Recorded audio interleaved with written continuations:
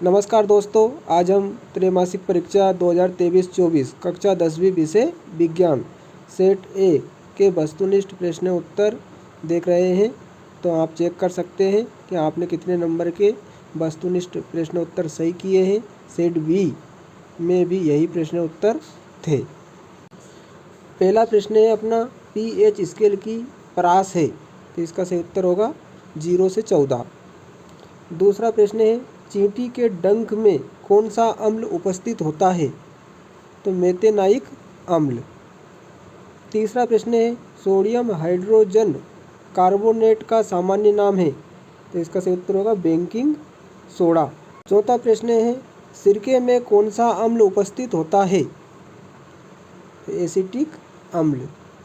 अम्लों के लिए कौन सा कथन सत्य है, खट्टा स्वाद नीले लिटमस को लाल, यह कथन सत्य है।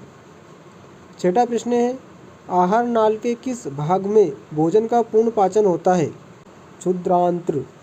प्रश्न क्रमांक 2 है रिक्त स्थान की पूर्ति कीजिए।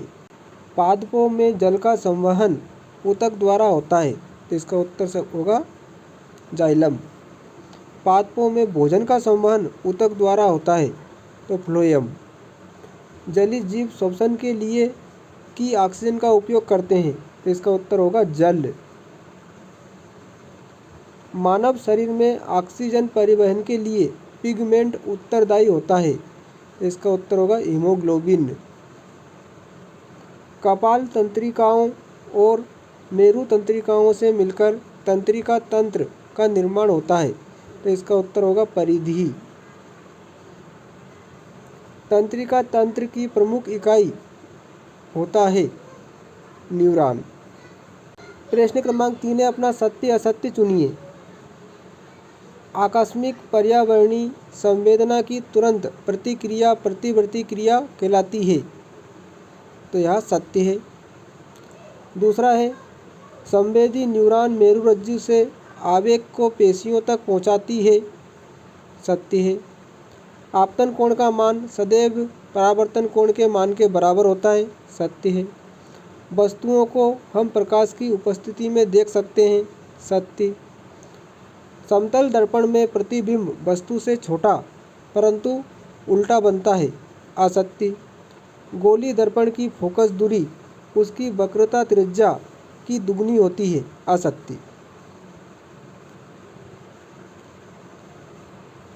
प्रश्न क्रमांक 4 है अपना सही जोड़ी बनाइए।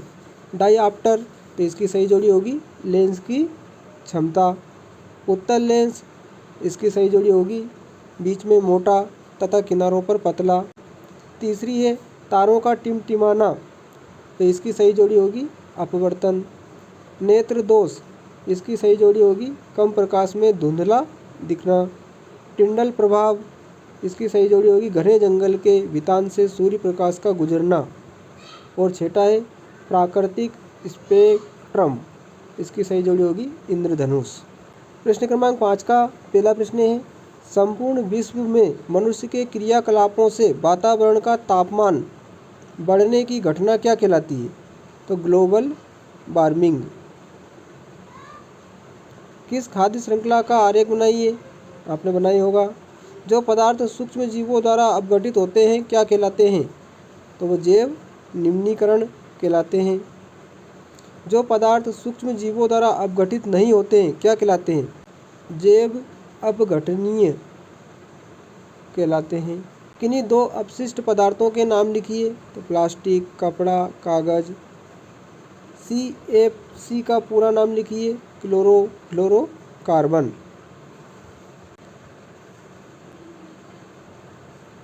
प्रश्न क्रमांक 6 से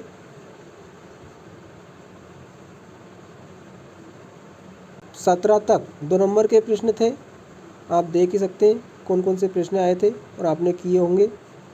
प्रश्न क्रमांक 18 से 20 तक 3 नंबर के प्रश्न थे। इसके बाद प्रश्न क्रमांक 21 से 23 तक 4 नंबर के प्रश्न थे। तो प्यारे दोस्तों, हमने वस्तुनिष्ठ प्रश्नों के उत्तर आपको भेजे हैं।